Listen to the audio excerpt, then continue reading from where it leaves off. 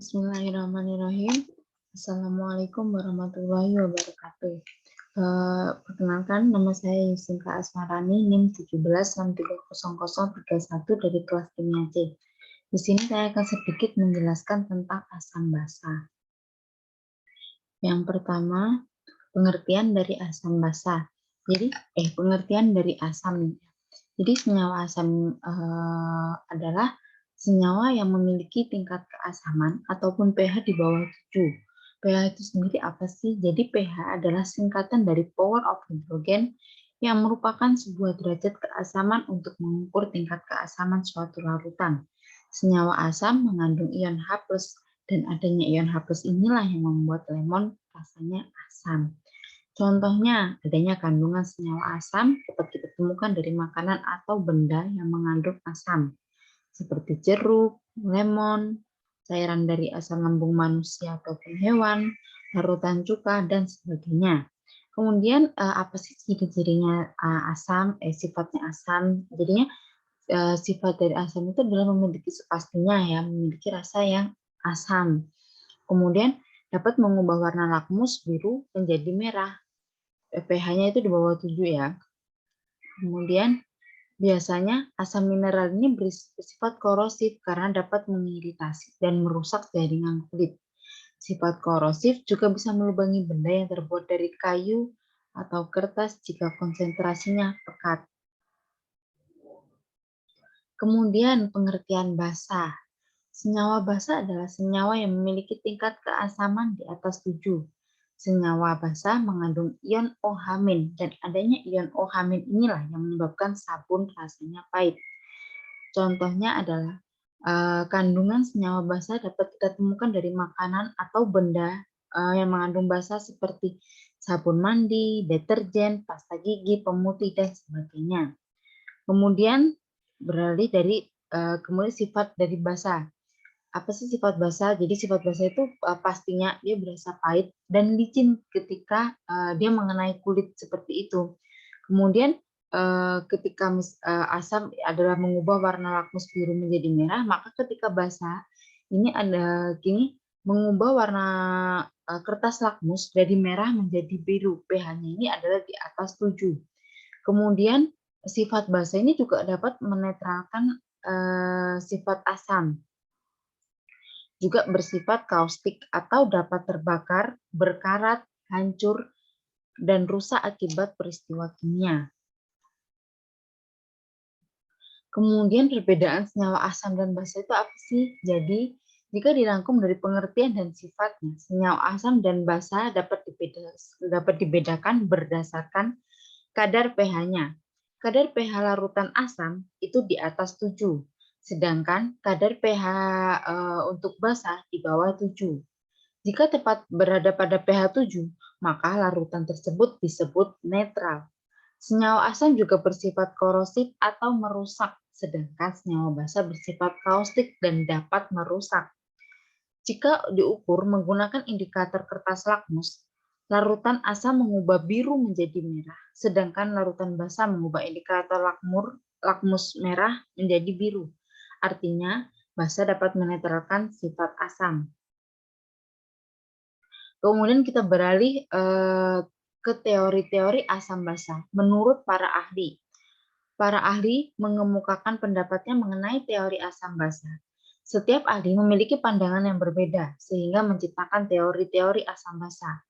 Berikut ya, ini ada 3 ahli yang mengemukakan teori asam basa. Yang pertama, yang kita kenal teori asam basa Arrhenius.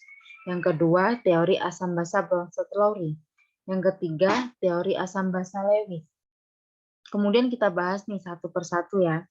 Dari teori basa Arrhenius.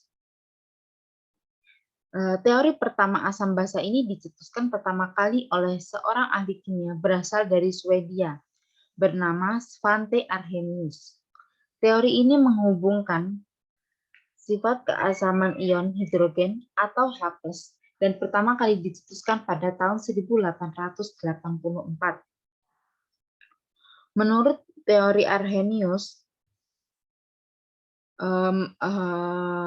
asam arrhenius merupakan zat yang dilarutkan dalam air, maka air tersebut dapat menghasilkan ion H+ dalam larutan tersebut. Contohnya adalah ketika asam klorida atau HCl seperti asam asetat atau CH3COOH dilarutkan dengan persamaan reaksi yang terjadi dari asam klorida serta asam asetat seperti yang di sini ya, yang di atas ini dua reaksi ini.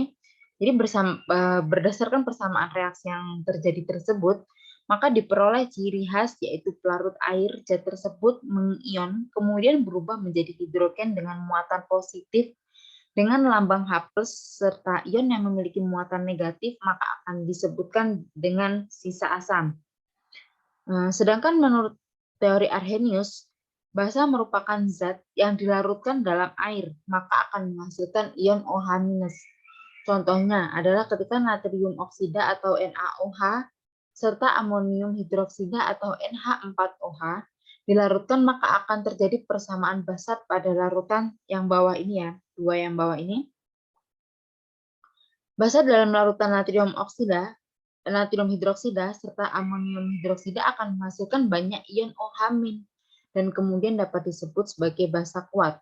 Sedangkan larutan yang menghasilkan sedikit dari ion OH- dapat disebut sebagai basa lemah.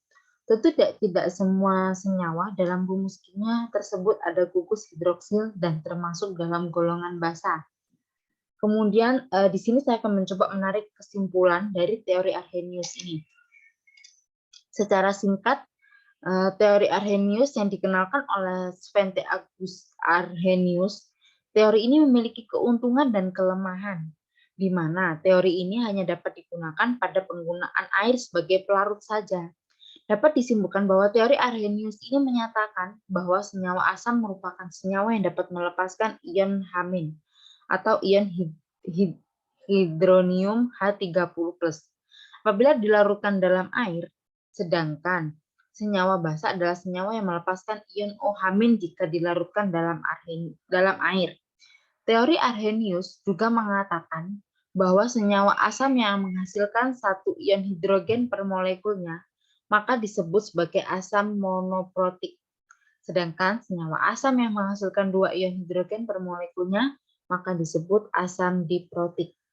Senyawa asam yang menghasilkan 3 ion hidrogen per molekulnya maka disebut sebagai asam triprotik. Serta secara umum, menurut teori Arrhenius, asam menghasilkan lebih dari satu hidrogen, maka disebut sebagai asam poliprotik. Sebutan tersebut berlaku pada senyawa basa yang memiliki ion hidroksida per molekul. Jika senyawa asam memiliki satu ion hidroksida per molekul, maka disebut monoprotik dan seterusnya. Dalam teori ini, asam kuat adalah senyawa asam yang terionisasi secara sempurna dan kemudian menghasilkan sebuah ion H+ dalam larutannya. Sedangkan untuk asam lemah adalah senyawa asam yang tidak memiliki ionisasi secara sempurna dalam larutannya. Sementara itu, basa kuat merupakan senyawa basa yang mengalami ionisasi dengan sempurna sehingga menghasilkan ion OH- dalam larutannya. Sedangkan untuk basa lemah adalah senyawa basa yang tidak mengalami ionisasi dalam larutannya. Baik, kemudian ke teori yang kedua adalah teori asam basa Bronsted dan Lowry. Jadi teori asam basa yang kedua merupakan teori asam basa yang muncul untuk menyempurnakan kekurangan yang ada pada teori Arrhenius, yaitu dengan keterbatasan pelarut, yaitu hanya senyawa air saja serta dapat menjelaskan reaksi dari asam basa yang terjadi pada fase cair, gas, serta fase padat. Ketika senyawa asam klorida atau HCl dilarutkan dalam air, maka asam klorida tersebut larut sempurna serta menghasilkan sebuah ion baru. Sebelum membahas teori asam basa Bronsted-Lowry lebih lanjut, teori ini dicetuskan pada tahun 1923 oleh J.M. Bronsted, yaitu seorang ahli kimia yang berasal dari Denmark bersama dengan T.M. Lowry, yaitu ahli kimia yang berasal dari Inggris. Bronsted serta Lowry mendefinisikan asam menjadi sebuah donor proton atau ion hidrogen, sedangkan basa merupakan akseptor dari proton atau ion hidrogen. Menurut teori asam basa dari Bronsted-Lowry, asam merupakan senyawa yang mampu memberikan proton H+ pada senyawa lain dan disebut sebagai donor proton. Sedangkan basa menurut teori ini merupakan senyawa yang menjadi penerima dari proton H+ dari senyawa lainnya dan disebut pula sebagai asektor proton. Seperti contoh, ketika asam klorida dilarutkan dalam air, maka asam klorida yang larut dengan sempurna pun akan menghasilkan ion yang baru. Tetapi, tentu akan terjadi hal yang berbeda apabila senyawa asam klorida dilarutkan pada pelarut benzena atau C6H6. Maka, jika senyawa asam klorida dilarutkan pada pelarut benzena, senyawa asam klorida tersebut tidak akan bereaksi dan akan mengendap secara sempurna. Reaksi yang terjadi ketika HCl dilarutkan dalam air pun disebabkan karena adanya molekul air yang menarik satu proton milik HCl, sehingga HCl memiliki peran sebagai senyawa asam serta air sebagai senyawa basa sekaligus. Dalam teori asam basa yang dicetuskan oleh Bronsted dan Lowry ini, ada istilah berupa asam basa konjugasi, di mana asam basa konjugasi tersebut adalah senyawa yang ada pada bagian kanan maupun reaksi yang mendapatkan tambahan dari satu atom hidrogen dari reaktan. Sedangkan yang dimaksud dengan basa konjugasi merupakan senyawa yang ada pada bagian kanan reaksi dan kehilangan satu atom hidrogen dari reaktannya. Perlu diingat bahwa semua asam arrhenius merupakan asam Bronsted dan Lowry, serta semua basa Bronsted-Lowry mengandung OH dan basa arrhenius. Tetapi, tidak seluruh basa Bronsted-Lowry adalah basa dari arrhenius. Di sini ada contoh dari reaksi asam basa dengan pelarut lain selain air pada fase gas. Salah satunya contohnya adalah reaksi yang terjadi pada HCl dan NH3 ini ya. Pada contoh yang ada ini, dapat dilihat bahwa reaksi asam basa Bronsted-Lowry ada dua pasangan asam basa. Pasangan pertama dalam contoh tersebut adalah pasangan antara asam dengan basa konjugasi, merupakan spesies yang tersisa ketika proton dipindahkan dari senyawa asam. Sedangkan pasangan kedua merupakan pasangan yang terjadi antara basa dengan asam konjugasi, yaitu akibat dari tambahan proton ke senyawa basa. Teori asam basa Bronsted-Lowry menjelaskan rumus kimia dari pasangan asam basa konjugasi dan hanya berbeda satu proton H+ saja. Reaksi di bawah HCl merupakan asam karena telah memberikan proton serta NH3 serta merupakan basa karena menerima proton. Sementara ion Cl- adalah basa konjugasi dari HCl dan NH4+ adalah asam konjugat dari NH3. Kemudian saya akan sedikit menarik kesimpulan dari teori asam basa Bronsted-Lowry ini ya. Jadi menurut teori asam basa Bronsted-Lowry, asam merupakan senyawa yang memberikan proton pada senyawa lain atau dapat disebut pula sebagai donor proton. Sedangkan basa menurut teori Bronsted-Lowry merupakan senyawa yang menjadi penerima proton, serta senyawa lain dan disebut pula sebagai asektor proton.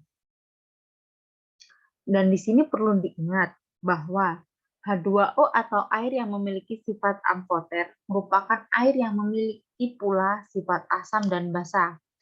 Teori ini merupakan penyempurna dari teori Arrhenius, karena teori Arrhenius memiliki kekurangan, yaitu tidak dapat berlaku pada pelarut lain selain air. Baik, kemudian berlanjut ke teori asam basa Lewis. Jadi teori asam basa Lewis ini pertama kali dicetuskan pada tahun 1923 oleh Gilbert Newton Lewis, yaitu seorang ahli kimia yang berasal dari UC Berkeley dengan mengusulkan teori alternatif agar lebih mudah dalam menggambarkan senyawa asam dan basa. Teori asam basa Lewis ini memiliki pandangan bahwa asam dan basa merupakan senyawa yang memiliki struktur serta ikatan. Menurut pandangan Gilbert Newton Lewis, asam merupakan suatu zat yang memiliki kecenderungan dalam menerima pasangan elektron yang berasal dari basa. Contohnya dari beberapa asam Lewis yaitu SO3, BF3, maupun AlF3. Sedangkan basa menurut Newton Lewis merupakan zat yang mampu memberikan pasangan pada elektron.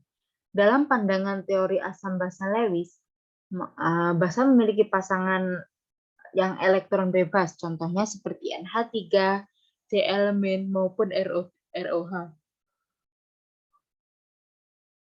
Lebih lanjut, Lewis berpandangan bahwa reaksi dari asam dan basa adalah reaksi dari serah terima pasangan elektron, sehingga terbentuklah suatu ikatan kovalen koordinasi dari reaksi serah terima tersebut. Agar lebih lanjut, berikut ini adalah contoh dari reaksi yang terjadi antara BF3 dan NCH3.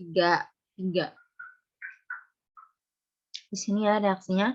Jadi berdasarkan teori asam basa Lewis, maka BF3 adalah asam basa karena BF ini mampu menerima sepasang elektron. Di sini ya seperti kita lihat panahnya. Jadi BF ini mampu menerima sepasang elektron. Sementara itu NH3 NH adalah senyawa basa karena dapat menyumbangkan sepasang elektron di sini ya. Berdasarkan pandangan Lewis terhadap reaksi dari asam basa tersebut, maka Lewis pun dapat berpendapat bahwa asam basa merupakan sebuah molekul maupun ion yang dapat menerima pasangan elektron, sedangkan basa merupakan sebuah molekul atau ion yang mampu memberikan pasangan elektron. Teori yang diusung oleh Lewis ini memiliki beberapa keunggulan, yaitu yang pertama, teori asam basa yang disusun oleh Lewis ini mampu menjelaskan sifat asam serta sifat basa dalam pelarut lain maupun ketika asam basa tidak memiliki pelarut. Sama halnya dengan teori asam basa yang diusung oleh Bronsted-Lowry.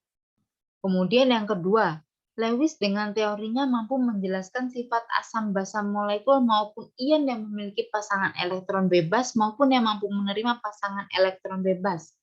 Contohnya seperti pada pembentukan yang terjadi pada senyawa kompleks. Kemudian yang ketiga, teori asam basa Lewis mampu menerangkan sifat basa yang berasal dari zat organik. Contohnya seperti DNA maupun RNA yang memiliki kandungan atom hidrogen serta memiliki pasangan elektron bebas. Kemudian kita tarik kesimpulan dari teori asam basa Lewis ini. Menurut Gilbert Newton Lewis, asam merupakan sebuah molekul atau ion yang dapat menerima pasangan elektron, sedangkan basa merupakan sebuah molekul atau ion yang mampu memberikan pasangan elektronnya. Lewis juga mampu menjelaskan teori asam basa dengan menjelaskan sifat asam basa dalam pelarut baik air atau selain air, serta bahkan mampu menjelaskan sifat asam dan basa tanpa pelarut sekalipun.